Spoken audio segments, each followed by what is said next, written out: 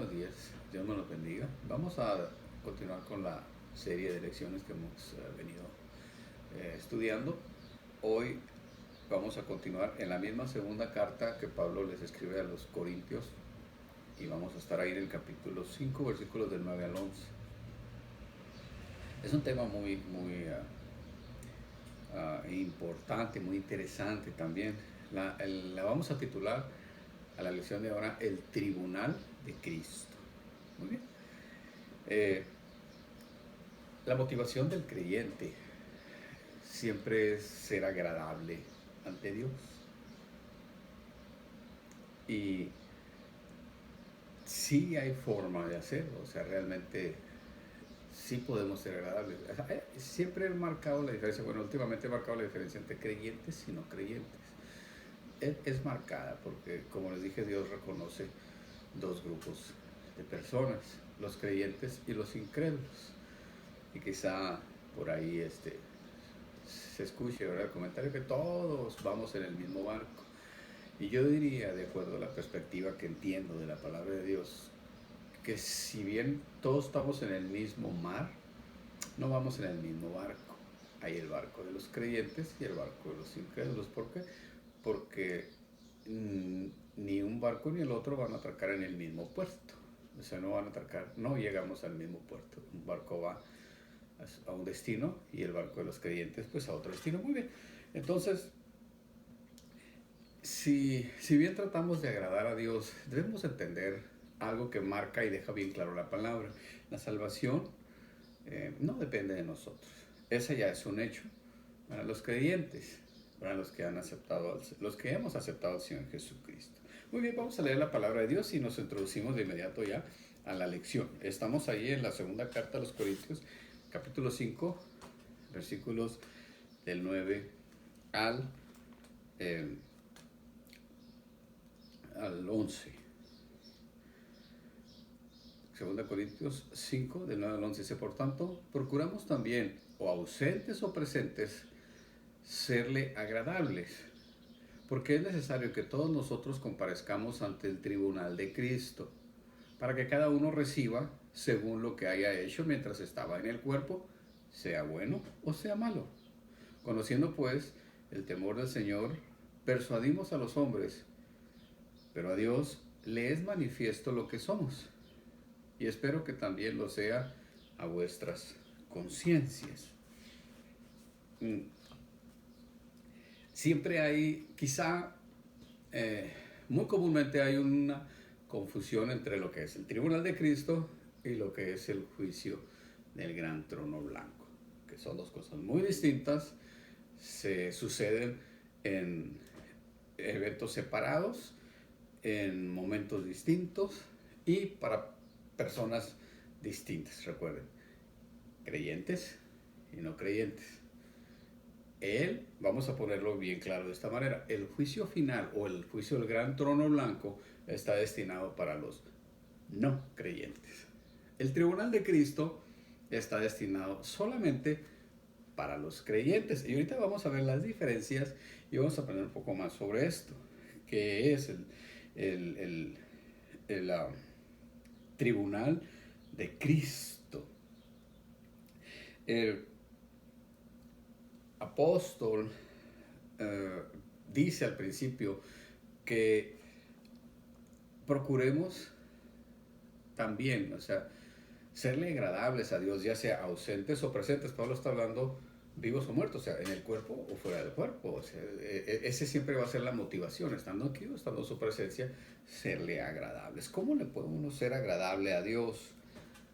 Bueno, vamos a ver un poco más a detalle eso. Hay que puntualizar. La salvación aquí no está en juego.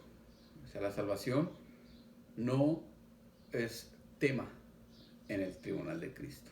El pecado tampoco. Ahorita lo vemos. Muy bien. Dice Pablo en la carta a los Romanos, capítulo 14, versículo 10, dice, pero tú, ¿por qué juzgas a tu hermano? O tú también, ¿por qué menosprecias a tu hermano? Pues todos compareceremos ante el tribunal de Cristo. ¿Qué es el tribunal de Cristo? ¿Cuándo se llevará a cabo? ¿Quiénes serán, de cierto modo, juzgados? Ahí hay un himno, ¿verdad? Hace mucho tiempo dice: Cristo, Salvador, sé mi guiador en la senda de esta vida, a la patria apetecida. Nuestro galardón nos espera en Sion. Hablar del tribunal de Cristo es hablar de un tema que tiene que ver con escatología, con eventos futuros, pero muy ciertos, muy certeros. Las dos cartas a los tesalonicenses, en algunas porciones de las cartas a los corintios, a los romanos, a Timoteo, o las epístolas de Pedro, por mencionar algunos, son pasajes que nos hablan de eventos que han de suceder. Muy bien, ¿qué es el tribunal de Cristo? A veces se ha utilizado esta palabra o esta parte de la palabra para hablar sobre el pecado, sobre la incredulidad o sobre cometer pecado. No es el contexto en el que se maneja o en el que Pablo está manejando el tema. El pecado aquí no tiene injerencia. En este tribunal no se va a manejar, no se va a discutir.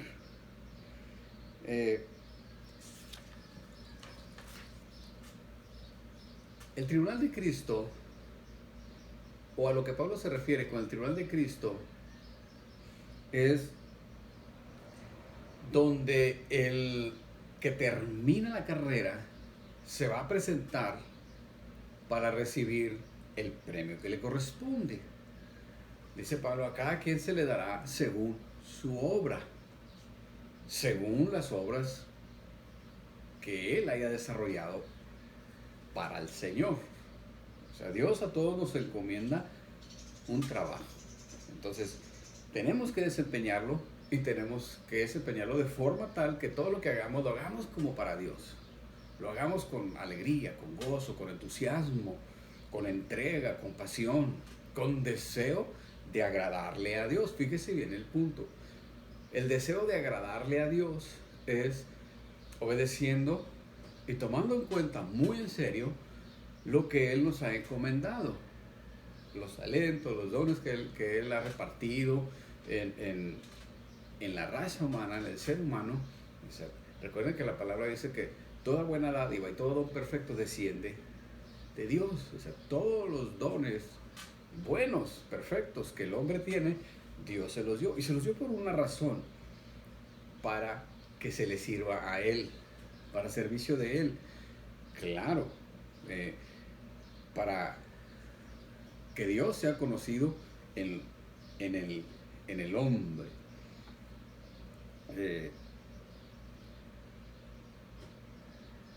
¿De qué se trata el tribunal de Cristo? Insisto, muchos lo han relacionado con un evento de juicio y castigo, y más para aquellos que no han aceptado al Salvador del mundo, que es nuestro Señor Jesucristo. Pero ¿será esto acaso el verdadero significado de dicho tribunal? El tribunal de Cristo es diseñado para dar el castigo a aquellos que no aceptaron a Cristo.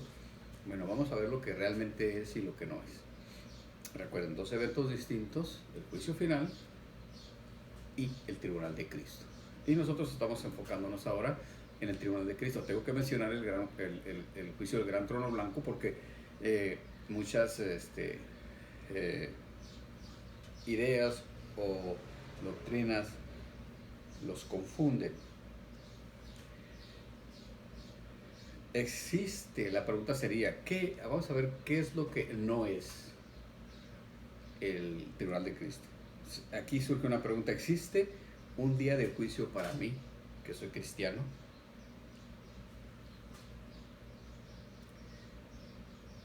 Hay algo que tenemos que dejar bien claro: el tribunal de Cristo no determina la salvación del hombre. Fíjese bien, el tribunal de Cristo no determina la salvación del hombre. ¿Por qué? Porque la salvación ya fue determinada por el sacrificio de Jesucristo, el sacrificio del Cordero a nuestro favor. Juan dice, Juan 1, 1 Juan 2 dice, y Él es la propiciación para nuestros pecados. ¿Sí? Entonces, ya Cristo ha pagado con su sangre la deuda que teníamos con Dios. Aquí dejamos claro, el tribunal de Cristo no define su salvación, mi salvación. Vamos a continuar más adelante para ir entendiendo de qué se trata. El juicio final, el juicio del gran trono blanco, va a recibir a los incrédulos, los que murieron sin Cristo, los que no aceptaron a Jesucristo, ese sí.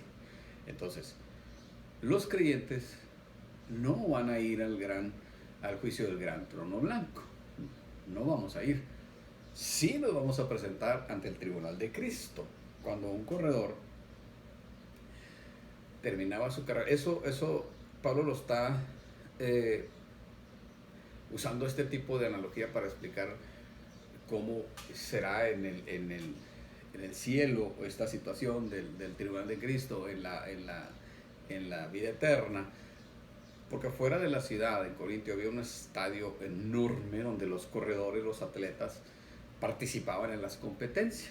Al final de la carrera, todos tenían, el ganador se acercaba al tribunal, era una plataforma donde tenía que acercarse. Ahí en ese tribunal se le daba su premio por su esfuerzo, por el lugar que obtuvo. Entonces, a eso es a lo que se asemeja el tribunal de Cristo. Todos, pero dice Pablo, en el caso de los creyentes, todos compareceremos ante el tribunal de Cristo. Algunos, nuestra presencia o nuestro resultado que obtendremos ahí va a ser para bien, algunos va a ser para mal, y ahorita explicamos eso.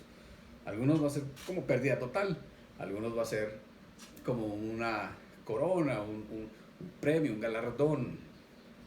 ¿Sí? Eso es lo que tenemos que entender. Entonces, lo que no es el tribunal de Cristo no es un juicio para los creyentes que determinaría la salvación o se le castigaría por pecados. Recuerden, los pecados, ya el Señor Jesucristo, Él personalmente se puso a sí mismo en propiciación para que quedara saldada la cuenta.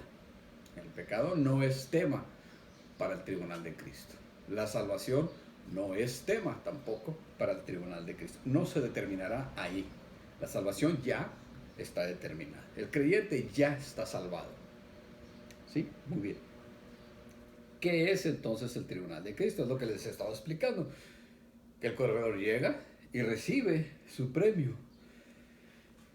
Esa es la naturaleza humana, la naturaleza nuestra, la naturaleza, dice, nos enseña que lo bueno que debe de ser premiado.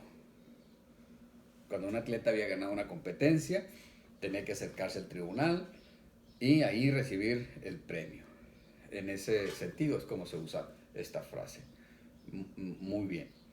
El tribunal de Cristo es la recompensa de Dios para sus hijos. Ahí sí, será una rendición de cuentas. Ahí todos los creyentes vamos a rendir cuentas ante la presencia del Señor como juez sobre la base ¿de qué? De las obras. Todos, dice Pablo, compareceremos, aquí donde leímos, compareceremos ante el tribunal de Cristo. Todos. Ahí se nos va a dar una recompensa. Para algunos, como les dije, será para bien y para algunos será para mal. Aquí dice, porque es necesario que, en el capítulo 5, versículo 10, porque es necesario que todos nosotros comparezcamos ante el tribunal de Cristo para que cada uno reciba según lo que haya hecho mientras estaba en el cuerpo, ya sea bueno o sea malo. ¿Sí? ¿A qué se refiere? Entonces, ¿a qué se refiere el servicio de Dios? Al servicio al servicio que nosotros hacemos para Dios. ¿Cómo lo desempeñamos? ¿Qué significa para nosotros servir a Dios? ¿Qué motivación hay en mí para yo servir a Dios. Eso es lo que va a determinar la forma en que vamos a recibir la recompensa.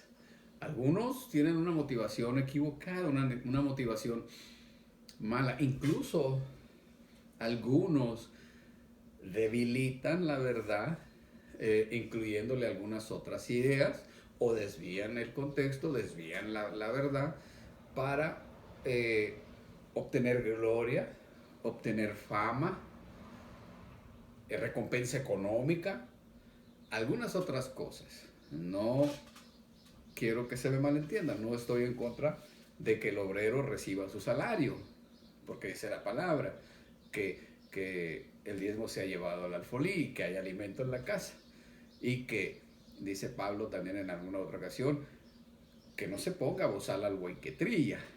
Y Pablo dice, ¿a poco Dios está hablando de los bueyes? ¿Tiene mucho interés en los bueyes? No, dice Pablo, se refiere al que predica, que también pueda recibir su pago por eso.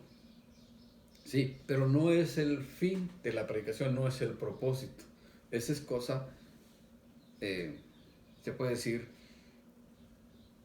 que no se le da la importancia que se le debería de dar a lo que es en sí el trabajo, el servicio.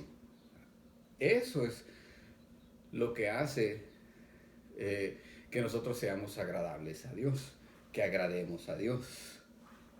Muy bien. Todos vamos a estar en algún punto ahí. ¿Qué es lo que se va a recompensar?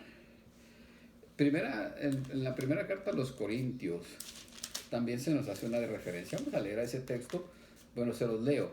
En el capítulo 9 de la primera carta a los Corintios, versículo 25, dice, todo aquel que lucha, de todo se abstiene. Ellos, a la verdad, para recibir una corona corruptible, pero nosotros para recibir una corona incorruptible. Está hablando de los deportistas, ¿verdad? El deportista se esmera en prepararse, se esmera en su entrenamiento y se abstiene de muchas cosas que le afectarían a su buen desempeño en su organismo, en su cuerpo, para poder tener una competencia buena. Dice, pero ellos luchan para obtener una corona corruptible. ¿Qué es lo corruptible? Todo lo que hay en este mundo es corruptible. Todo. Recordemos, aquí lo que hay aquí en la tierra es pasajero, es corruptible. Cualquier cosa material va a acabarse, tiene tiempo de vida.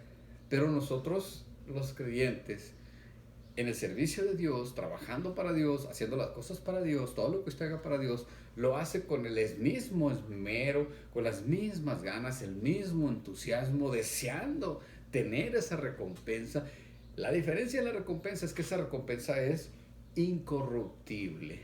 Esa recompensa jamás se va a deteriorar, jamás va a caducar, jamás va a envejecer, jamás se va a podrir. Va a ser una recompensa, un premio duradero, trascendente.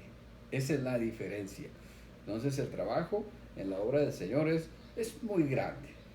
Y tristemente podemos escuchar que algunos en ese peregrinar del trabajo del Señor como cristianos se la viven quejando de no recibir ninguna retribución, llámese fama, llámese economía, etcétera. Algunas cosas, por mencionar algunas. Debemos enfocarnos en trabajar por amor. Eso es lo que agrada a Dios. Si usted está preocupado porque yo quiero agradar a Dios, quiero ser agradable ante sus ojos, bueno, aquí está. Ame la obra del Señor. Ame la obra de Dios. Entréguese a la obra de Dios. Cuando haga cosas para Dios, hágalas de corazón, con buen ánimo. Dice la palabra que hasta un vaso de agua que usted da en el nombre de Cristo tiene su recompensa. Fíjense bien, pero esto aplica solamente a los creyentes, porque los no creyentes, ya vamos a ir más para allá, porque los no creyentes todavía están en una situación donde sus obras no son buenas.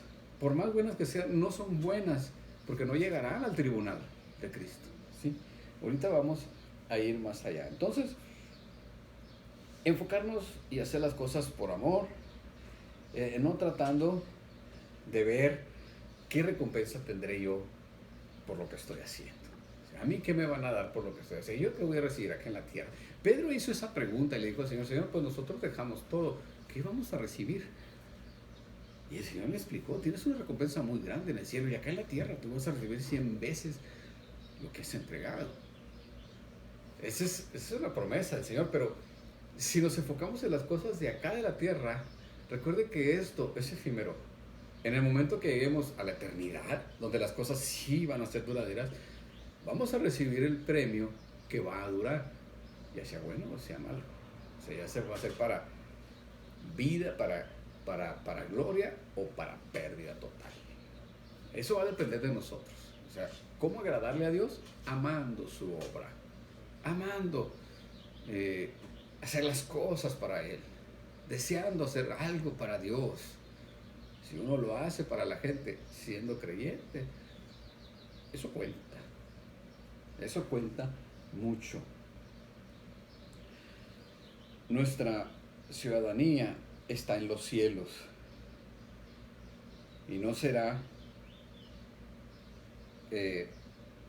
hasta que lleguemos allá cuando recibamos las retribuciones que el Señor le va a dar a sus siervos fieles. Si se fija hasta aquí, no se ha tocado el tema ni de salvación ni de pecado. Insisto, la salvación ya está determinada por el sacrificio del Cordero. Su salvación, mi salvación, no se determina en el tribunal de Cristo. Ahí en el tribunal de Cristo no le van a sacar a relucir sus pecados.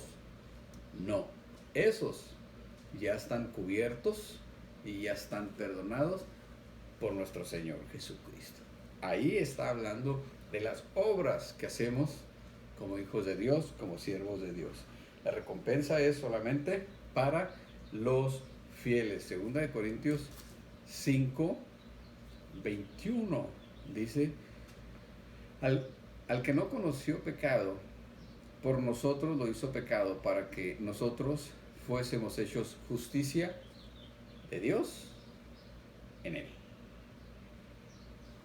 Él es nuestra justicia. Él dice, ¿quién los juzga si yo los justifico? ¿Sí? No hay condenación, no hay forma de que el creyente sea condenado, porque Jesucristo es el intercesor, Jesucristo está en medio. O sea, no podemos pasar por encima de el sacrificio de nuestro Señor Jesucristo, de la justificación que obtenemos por el Señor Jesucristo, del perdón. No podemos pasar por encima de eso para juzgar a alguien. Por eso dice, leímos al principio, ¿por qué juzgas a tu hermano? Porque, o sea, todos vamos a ir al tribunal de Cristo. Ese es un punto muy importante. Por lo tanto, que quede claro, los pecados, nuestros pecados, no van a ser recordados contra nosotros en ese tribunal. Ahí el creyente solamente se va a acercar a recibir su retribución, su recompensa a sus obras. ¿Sí? Los que no son salvos, solamente los que ya llegan ahí, mis hermanos, por eso se recalca esto. Los que llegamos al tribunal de Cristo somos los salvados, creyentes, que vivimos para Él. Estamos en Cristo, una vida en Cristo.